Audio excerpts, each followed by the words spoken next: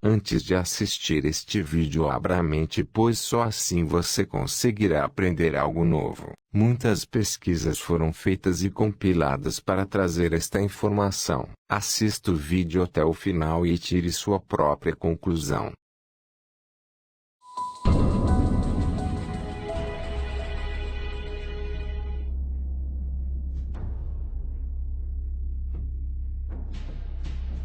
Este é o Sol.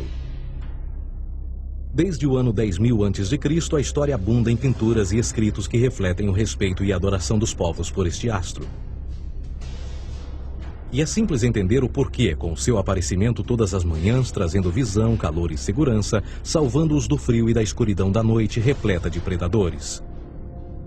Sem ele, todas as culturas perceberam que não haveriam colheitas nem vida no planeta. Estas realidades fizeram do Sol o astro mais adorado de todos. Todavia, muitos estavam atentos também às estrelas. As estrelas formavam padrões que lhes permitiam reconhecer e antecipar eventos que ocorrem de tempos em tempos, tais como eclipses e luas cheias.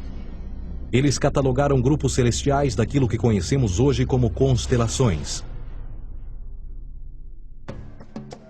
Esta é a Cruz do Zodíaco, uma das mais antigas imagens na história da humanidade. Ela representa o trajeto do Sol através das 12 maiores constelações no decorrer de um ano. Ela também representa os 12 meses do ano, as 4 estações, solstícios e equinócios. O termo zodíaco está relacionado com o fato das constelações serem antropomorfismos ou personificações, como pessoas ou animais. Por outras palavras, as primeiras civilizações não só seguiam o Sol e as estrelas, como também as personificavam através de mitos que envolviam seus movimentos e relações. O Sol, com seu poder de dar vida e de salvar, também foram personificados como se representasse um criador ou um deus. Deus Sol, a luz do mundo, o salvador da humanidade. Igualmente, as 12 constelações representaram lugares de viagem para o Deus Sol e foram nomeados por elementos da natureza que aconteciam nesses períodos de tempo. Por exemplo, Aquários, o portador da água que traz as chuvas da primavera. Este é Horus. Ele é o Deus Sol do Egito de 3.000 a.C. Ele é o Sol antropomorfizado e a sua vida é uma série de mitos alegóricos que envolvem o movimento do Sol no céu. Dos antigos hieróglifos egípcios conheceu-se muito sobre esse Messias solar. Por exemplo, Horus, sendo o Sol, tinha como inimigo o Deus Sete, que era a personificação das trevas ou da noite. E metaforicamente falando, todas as manhãs Horus ganhava a batalha contra Sete. E no fim da tarde, Sete conquistava Horus e o enviava para o mundo das trevas. Será importante frisar que trevas versus luz ou bem versus mal tem sido uma dualidade mitológica onipresente que ainda hoje é usada em muitos níveis. No geral, a história de Horus é a seguinte. Horus nasceu em 25 de dezembro da Virgem Isis Mary. O seu nascimento foi acompanhado por uma estrela no oeste, que por sua vez foi seguida por 3 reis em busca do Salvador recém-nascido. Aos 12 anos era uma criança prodígio nos ensinamentos, e aos 30 anos ele foi batizado por uma figura conhecida por Anup, e assim começou seu ministério. Horus teve 12 discípulos e viajou com eles, fazendo milagres tais como curar os enfermos e andar sobre as águas. Horus também era conhecido por vários nomes como a Verdade, a Luz, o Filho Adorado de Deus, o Bom Pastor, Cordeiro de Deus, entre muitos outros. Depois de ter sido traído por Tifão, Horus foi crucificado, enterrado por 3 dias e então ressuscitou. Estes atributos de Horus, originais ou não, parecem influenciar várias culturas mundiais e muitos outros deuses encontrados com a mesma estrutura mitológica. Atis da Firígia nasceu da Virgem Nana em 25 de dezembro. Crucificado, foi posto na tumba e 3 dias depois ressuscitou. Krishna, da Índia, nasceu da Virgem Davaki com uma estrela no ocidente assinalando sua chegada, fez milagres juntamente com seus discípulos e após sua morte ressuscita. Dionísio da Grécia nasceu de uma virgem em 25 de dezembro. Foi um professor peregrino que praticou milagres como transformar água em vinho e é referenciado como Rei dos Reis, Filho unigênito de Deus, o início e o fim, entre muitas outras coisas, e após sua morte ressuscitou. Mitra da Pérsia nasceu de uma virgem em 25 de dezembro. Ele teve 12 discípulos e fazia milagres. E após sua morte foi enterrado por 3 dias e então ressuscitou. Ele também foi chamado de a Verdade, a Luz, entre outros. Curiosamente, o dia sagrado de adoração a Mitra era um domingo. O que importa salientar é que existiram inúmeros salvadores em diferentes períodos em diversos lugares da Terra que preenchem essas mesmas características. A pergunta que não quer calar: o porquê desses atributos? Por que o nascimento de uma virgem em 25 de dezembro? Por que a morte e a ressurreição após 3 dias? Por que os 12 discípulos ou seguidores? Para descobrirmos, vamos examinar o mais recente dos Messias solares. Jesus Cristo nasceu em 25 de dezembro em Belém. Ao nascer foi anunciado por uma estrela no ocidente que seria seguida por 3 reis magos para encontrar e adorar um novo Salvador. Tornou-se pregador aos 12 anos. Aos 30 anos foi batizado por João Batista e então iniciou seu ministério. Jesus teve 12 discípulos que viajaram com ele praticando milagres como curar doentes, andar sobre a água, ressuscitar mortos. Ele também é conhecido como Rei dos Reis, o Filho de Deus, a luz do mundo, o início e o fim, o Cordeiro de Deus, entre muitos outros. Depois de ter sido traído por seu discípulo Judas por 30 moedas de prata, ele foi crucificado, posto em uma tumba e após 3 dias ele ressuscitou e ascendeu aos céus. Em primeiro lugar, a sequência do nascimento é completamente astrológica. A estrela no ocidente é Sírius, a mais brilhante do céu noturno, que a cada 24 de dezembro se alinha com outras 3 estrelas brilhantes no cinturão de Órion. Essas 3 estrelas brilhantes são chamadas hoje, como eram na antiguidade, 3 reis, 3 Marias no Brasil e Portugal. Os 3 reis e a estrela mais brilhante, Sírius, todas apontam para o nascer do Sol em 25 de dezembro. Esta é a razão pela qual os 3 reis seguem a estrela a oeste em uma ordem que apontam ao amanhecer. O nascimento do Sol.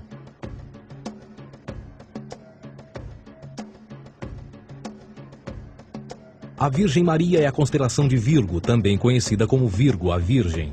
Virgo em latim significa virgem. Virgo também é conhecida como a casa do pão. E a representação de Virgo é uma virgem segurando um feixe de espigas de trigo. Esta casa do pão e o seu símbolo das espigas de trigo representa agosto e setembro, a época das colheitas. Por sua vez, Belém é a tradução ao pé da letra de a casa do pão. Belém também é a referência à constelação de Virgem, um lugar no céu, não na terra.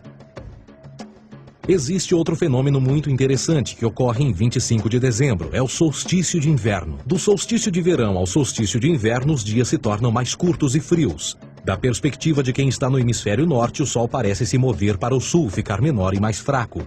O encurtamento dos dias e o fim das colheitas conforme se aproxima o solstício de inverno, simbolizando o processo de morte. Era a morte do Sol. Pelo 22º dia de dezembro, o falecimento estava completamente realizado e faz com que atinja seu ponto mais baixo no céu. Aqui algo curioso acontece. O Sol para de se mover por 3 dias. Durante estes 3 dias, o Sol fica pelas redondezas da constelação do Cruzeiro do Sul, ou Alfa Crucis. Depois desse período, em 25 de dezembro, o Sol se move 1 grau, dessa vez para o norte, trazendo perspectiva de dias maiores, mais calor e a primavera.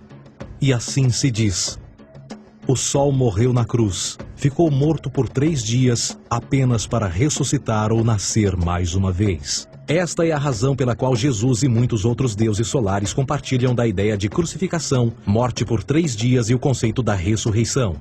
É o período de transição do Sol antes de mudar para a direção contrária no hemisfério norte, trazendo a primavera e assim a salvação. Todavia, eles não celebram a ressurreição do Sol até o equinócio da primavera, ou Páscoa. Isto é porque no equinócio da primavera o Sol domina oficialmente o mal, as trevas, assim como o período diurno se torna maior que o noturno. E o revitalizar da vida na primavera emerge. Agora, provavelmente, a analogia mais óbvia de todas neste simbolismo astrológico são os 12 discípulos de Jesus. Eles são simplesmente as 12 constelações do zodíaco com que Jesus, sendo o Sol, viaja. De fato, o número 12 está sempre presente ao longo da Bíblia.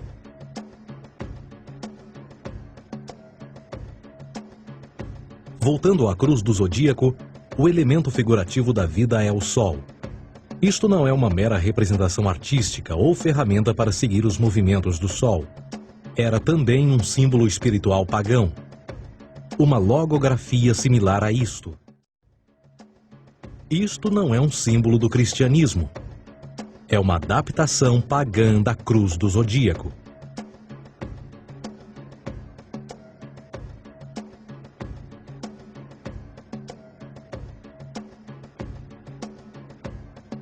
Esta é a razão pela qual Jesus, nas primeiras representações, era sempre mostrado com a sua cabeça na cruz. Jesus é o Sol, Filho de Deus, a luz do mundo.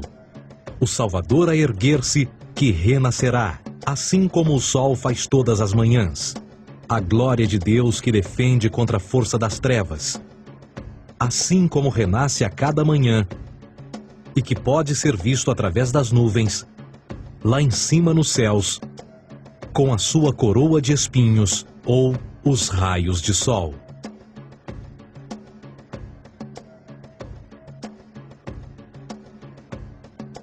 Agora, nas muitas referências astrológicas ou astronômicas na Bíblia, uma das mais importantes tem a ver com o conceito de eras. Através das Escrituras há inúmeras referências a essa era. Para compreender isto, precisamos primeiro estar familiarizados com o fenômeno da precessão dos equinócios. Os antigos egípcios, assim como outras culturas antes deles, reconheceram que aproximadamente de 2150 em 2150 anos, o nascer do Sol durante o equinócio de primavera ocorria num diferente signo do zodíaco. Isto tem a ver com a lenta oscilação angular que a Terra tem quando roda sobre o seu eixo. É chamado de precessão porque as constelações vão para trás, em vez de permanecerem no seu ciclo anual normal.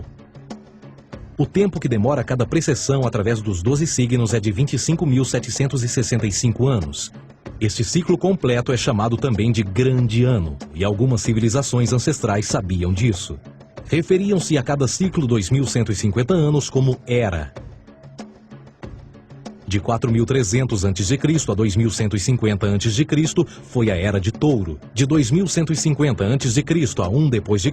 foi a Era de Áries. E de 1 d.C. a 2.150 d.C. é a Era de Peixes, a era que permanecemos nos dias de hoje. E por volta de 2150 entraremos na nova era, a Era de Aquários. Agora, a Bíblia refere-se por alto ao movimento simbólico durante 3 eras, quando se vislumbra já é uma quarta. No Velho Testamento, quando Moisés desce o Monte Sinai com os 10 mandamentos, ele está perturbado ao ver sua gente adorar um bezerro dourado. De fato, ele até partiu as pedras dos 10 mandamentos e disse a todos para se matarem uns aos outros para purgarem o mal. A maior parte dos estudiosos da Bíblia atribuem esta ira de Moisés ao fato de os israelitas estarem adorando a um falso ídolo ou algo semelhante. A realidade é que o bezerro dourado é o Taurus, touro. E Moisés representa a nova era de Áries. Esta é a razão pela qual os judeus ainda hoje assopram com o chifre do carneiro. Moisés representa a nova era de Áries. E perante esta, todos têm de largar a velha. Outras divindades, tais como Mitra, marcam essa transição também. Um deus pré-cristão que mata o touro, na mesma linha simbólica. Agora Jesus é a figura portadora da era seguinte à de Áries, a Era de Peixes. O simbolismo de peixes é abundante no Novo Testamento, assim como Jesus alimenta 5.000 pessoas com pão e 2 peixes. No início do seu ministério, enquanto caminhava ao longo da Galileia, conhece 2 pescadores que o seguem. Agora reflita-se voltar a ver um adesivo em formato de peixe escrito Jesus na traseira dos carros. Poucos sabem o que aquilo no fundo representa. É um simbolismo astrológico pagão para o reinado do Sol durante a Era de Peixes. Jesus assumiu também que a data do seu nascimento é também a data do início desta era. Em Lucas 22:10, quando Jesus é questionado se a próxima passagem será depois de ele ir embora, Jesus responde: Eis que quando entrardes na cidade, encontrareis um homem levando um cântaro de água. Segui-o até a casa em que ele entrar.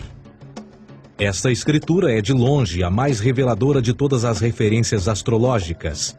O homem que leva um cântaro de água é Aquários, o portador de água, que é sempre representado com um homem despejando uma porção de água. Ele representa a era depois de peixes, e quando o Sol, Filho de Deus, sair da era de peixes, Jesus, entrará na casa de Aquários, e Aquário é antes de peixes na precessão dos equinócios. Tudo o que Jesus diz é que depois da era de peixes chegará a era de Aquário.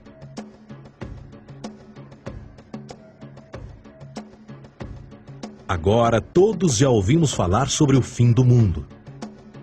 Deixando à parte o lado cartunista no livro de Apocalipse, a espinha dorsal nesta ideia surge em Mateus 28:20, onde Jesus diz: Eu estarei convosco até o fim do mundo, dos séculos em português. Contudo, na tradução inglesa da Bíblia, a palavra mundo está mal traduzida. A palavra realmente usada era aion, que significa era. Eu estarei convosco até o fim da era, o que no fundo é verdade. Jesus, como personificação solar de peixes, irá acabar quando o Sol entrar na era de Aquário. Este conceito de fim dos tempos e do fim do mundo é uma má interpretação desta alegoria astrológica. Vamos dizer que aproximadamente 100 milhões de brasileiros acreditam que o fim do mundo está próximo.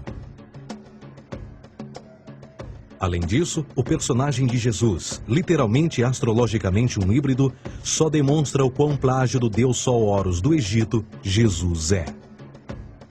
Por exemplo, inscrito há 3.500 anos atrás, nas paredes do templo de Luxor, no Egito, estão imagens da Enunciação, da Imaculada Concepção, do nascimento e da adoração a Horus.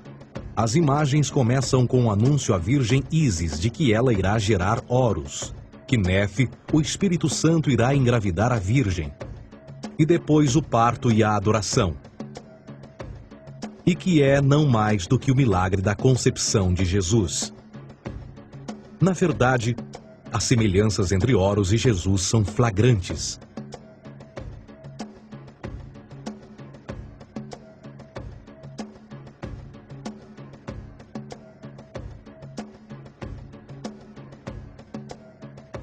E o plágio continua. A história de Noé e da sua arca é tirada diretamente das tradições. O conceito de dilúvio é presente em todas as antigas civilizações, em mais de 200 diferentes citações em diferentes períodos e tempos. Contudo, não será preciso ir muito além da fonte pré-cristã para encontrar a epopeia de Gilgamesh, escrita em 2600 a.C. Esta história fala sobre grandes inundações ordenadas por Deus, uma arca com animais salvos e até mesmo o libertário retornar da pomba, entram em concordância com a história bíblica, entre muitas outras semelhanças. E depois há a história plagiada de Moisés. Sobre o nascimento de Moisés, disse que ele foi colocado numa cesta de cana e lançado ao rio para evitar um infanticídio. Ele foi mais tarde salvo pela filha de um rei e criado por ela como um príncipe. Esta história do bebê numa cesta foi retirada do mito de Sargão de Acade por volta de 2250 a.C. Depois de nascer, Sargão foi posto numa cesta de rede para evitar um infanticídio e lançado ao rio. Foi depois salvo e criado por Aqui, uma esposa da realeza Acádia. Além disso, Moisés é conhecido como legislador, portador dos 10 mandamentos e da lei mosaica. Contudo, a ideia de a lei ser passada de um deus para um profeta numa montanha é também antiga. Moisés é somente um legislador numa longa linha de legisladores na história mitológica. Na Índia, Manou foi o grande legislador. Na ilha de Creta, Minos ascendeu ao monte Ida, onde Zeus lhe deu as leis sagradas. Enquanto que no Egito, Moisés tinha nas suas pedras tudo o que Deus lhe disse. E no que diz respeito a estes 10 mandamentos, foram retiradas a papel químico do feitiço 125 do Livro dos Mortos do Antigo Egito. O que é que o Livro dos Mortos dizia? Eu nunca roubei, tornou-se tu nunca roubarás. Eu nunca matei, tornou-se nunca matarás. Eu nunca menti, tornou-se nunca levantarás falsos testemunhos, e por aí adiante. A religião egípcia é, no fundo, a base fundamental para a teologia judaico-cristã. batismo, vida após a morte, julgamento final, imaculada concepção, ressurreição, crucificação, a arca da aliança, circuncisão, salvadores, comunhão sagrada, dilúvio, Páscoa, Natal, a passagem e muitas outras coisas e atributos são ideias egípcias, nascidas muito antes do cristianismo ou judaísmo. Justin Martyr, um dos primeiros historiadores e defensores cristãos, escreveu: quando nós, cristãos, dizemos que Jesus Cristo, nosso Mestre, foi produzido sem união sexual, morreu e ressuscitou e ascendeu aos céus, nós não propomos nada de muito diferente do que aqueles que propõem e acreditam tal como nós, nos filhos de Júpiter. Numa escrita diferente, Justin Martyr diz: ele nasceu de uma virgem. Aceite isto em comum com o que você acredita dos Perseus. É óbvio que Justin e outros cristãos cedo souberam como o cristianismo era semelhante a outras religiões pagãs. Contudo, Justin tinha uma solução. Para além de tudo o que sabemos, o diabo era em quem mandava. O diabo teve a ambição de chegar primeiro que o Cristo e criou essas características para o mundo pagão. Fundamentalist Christianity, fascinating. These people actually believe the world is 12,000 years old. Swear to God. I actually asked one of these guys, okay, dinosaur fossils. He says, dinosaur fossils? God put those here to test our faith.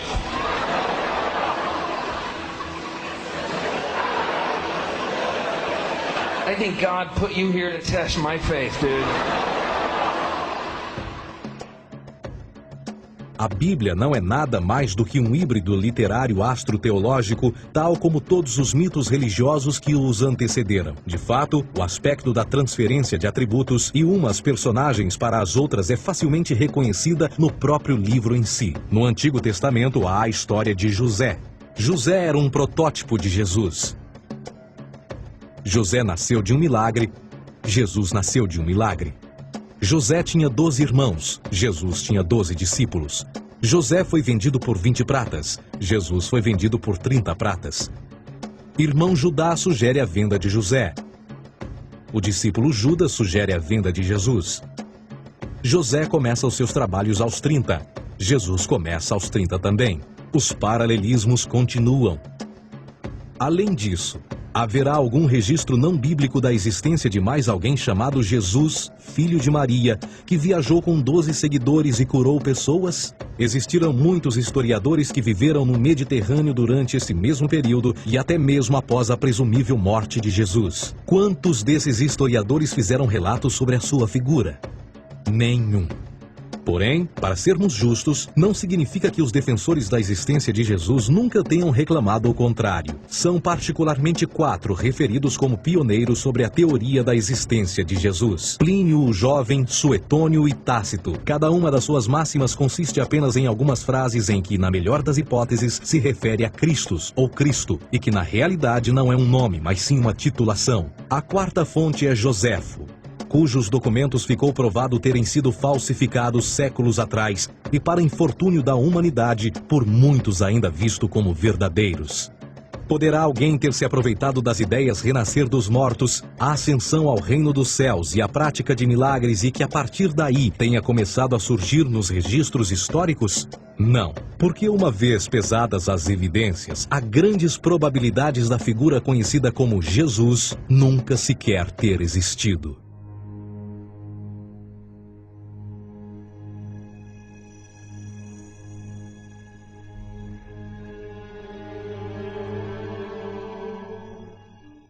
We don't want to be unkind, but we want to be factual. We don't want to cause hurt feelings, but we want to be academically correct in what we understand and know to be true. Christianity just is not based on truth. We find that Christianity was in fact nothing more than a Roman story, developed politically. A realidade consiste em que Jesus foi a divindade solar do setor gnosticista cristão e, tal como outros deuses pagãos, era uma figura mítica. Foi sempre o poder político que procurou monopolizar a figura de Jesus para controle social. Por volta de 325 d.C., em Roma, o imperador Constantino reuniu o Concílio Ecumênico de Nicéia e foi durante esta reunião que as doutrinas políticas com motivação cristã foram estabelecidas e assim começou uma longa história de derramamento de sangue e fraude espiritual. E nos 1600 anos que se seguiram, o Vaticano dominou politicamente e com mão de ferro toda a Europa, conduzindo-a a um período de obscurantismo, onde o conhecimento era apenas um privilégio da Igreja, as Cruzadas e a Santa Inquisição. O cristianismo, bem como todas as crenças teístas, são a fraude desta era. Serviu para afastar os seres humanos do seu meio natural e da mesma maneira uns dos outros. Sustenta a submissão cega do ser humano à autoridade. Reduz a responsabilidade humana sob a premissa de que Deus controla tudo e que, por sua vez, os crimes mais terríveis podem ser justificados em nome da perseguição divina. E o mais importante, dá o poder àqueles que sabem a verdade e usam o mito para manipular e controlar sociedades. O mito religioso é o mais poderoso dispositivo já criado e serve como base psicológica para que outros mitos floresçam ou justifiquem.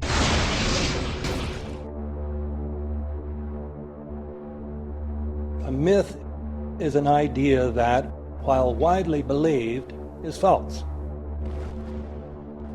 In a deeper sense, in the religious sense, a myth serves as an orienting and mobilizing story for a people. The focus is not on the story's relation to reality, but on its function. A story cannot function unless it is believed to be true in the community or the nation. It is not a matter of debate. If some people have the bad taste to raise the question of the truth of the sacred story, the keepers of the faith do not enter into debate with them. They ignore them or denounce them as blasphemers. It is wrong, blasphemous, and sinful for you to suggest, imply, or help other people come to the conclusion that the U.S. government killed 3,000 of its own citizens.